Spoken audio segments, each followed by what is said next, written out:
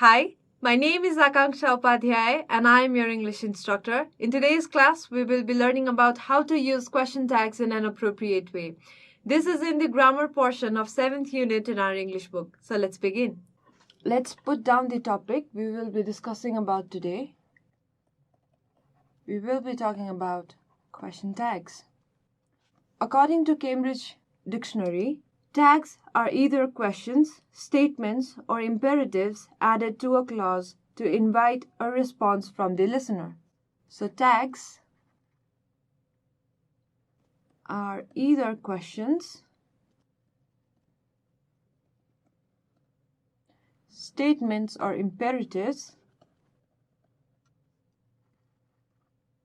added to a clause to invite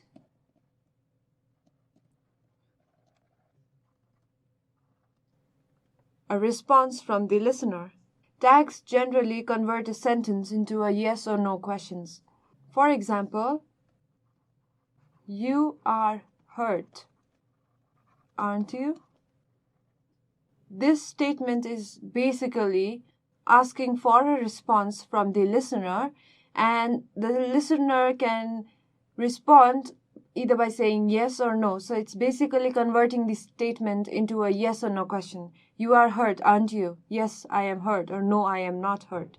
Question tags must be used appropriately.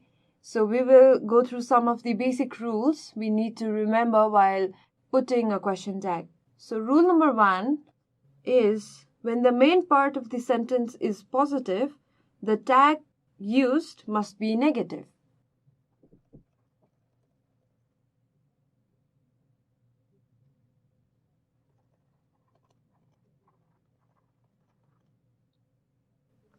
For example,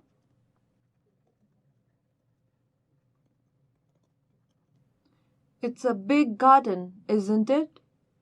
Or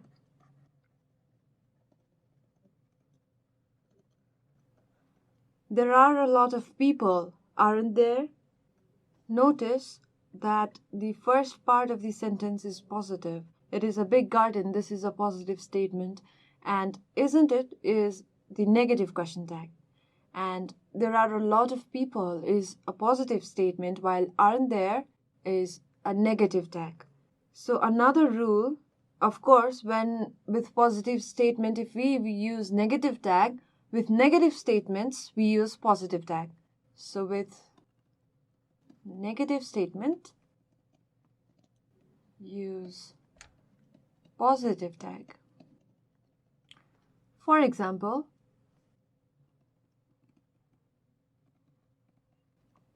he isn't coming, is he? We aren't lucky, are we? So these are negative sentences, negative statements. He isn't coming. This is negative, and the tag is he is a positive tag. Similarly, we aren't lucky is a negative sentence or a statement, whereas are we is a positive tag. This is the first rule. The second rule is with the simple present tense, we use do or does or don't or doesn't. Similarly, with simple past tense, we use did or didn't.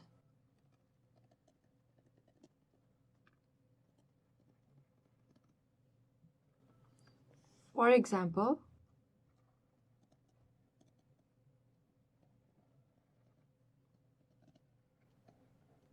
they like going to the school, don't they? This statement is in simple present tense and is positive, hence the tag used is don't and is negative. The tag is negative. Do and don't depends upon the subject of a sentence. The second example,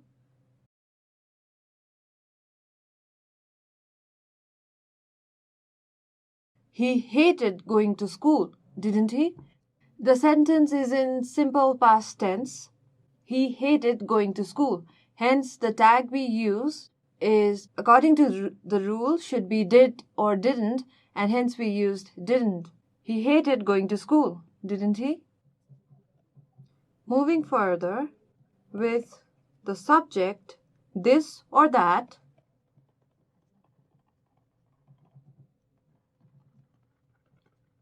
tag used must be it. And similarly for plural forms, the tag used must be these or those. Let's see some examples.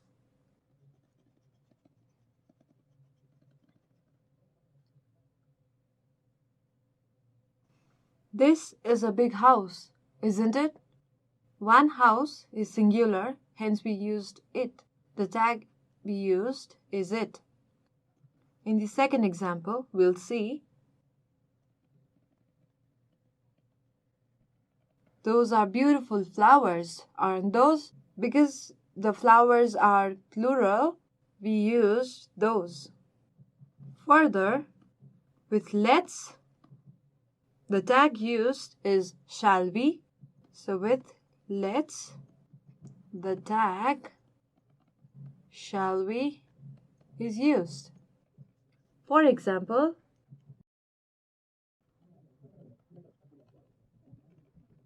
let's wish for his long life, shall we?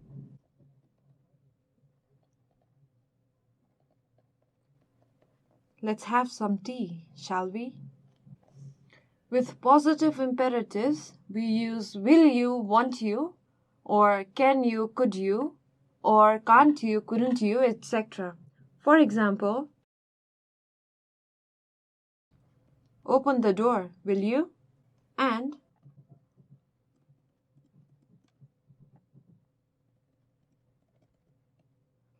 with negative imperatives, we only use will you. For example, don't run, will you? And with negative adverbs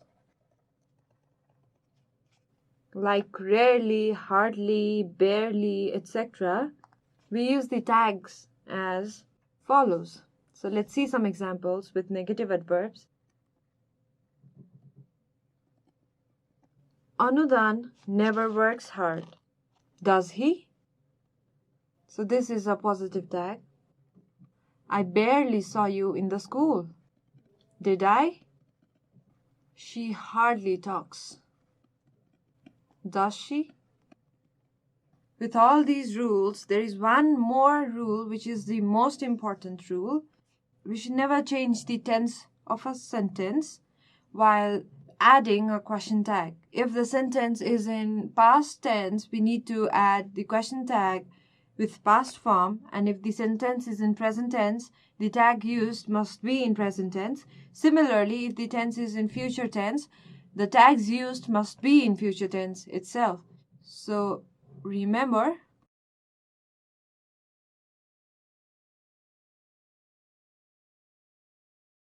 never change the tense of a statement. Let's see some more examples. Let him play the music. Will you?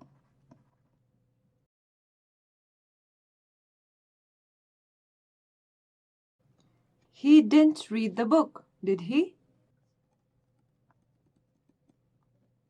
I barely know you, do I?